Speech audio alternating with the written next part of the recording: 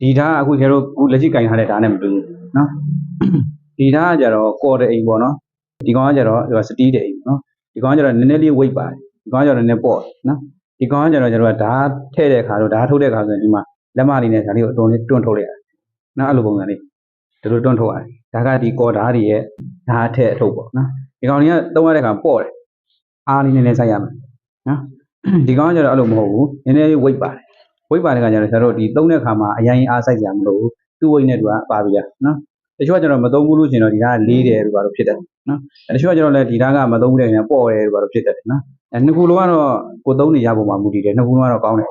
မကောင်းရင်မကောင်းတာလို့တော့မဟုတ်ဘူးပေါ့နော်ကိုသုံးနေကြတာကကောင်းတယ်နော်ဒီကောင်ရဲ့ဓာတ်ထုတ်တဲ့ဓာတ်ထဲတဲ့ပုံစံကြတော့ဒီအပေါ်ကဟာလေးကိုခွာလိုက်တာနော်ဘယ်ဘက်ကိုစောင်းထားပြီးတော့ခွာလိုက်တယ်ခွာပြီးတော့မှဒီအပေါ်မှာရှိတဲ့ထိတ်ကလေးမှာလက်သေးကုန်လေးထားမဲ့နေရာလေးရှိတယ်အဲ့ဒါလေးကတော့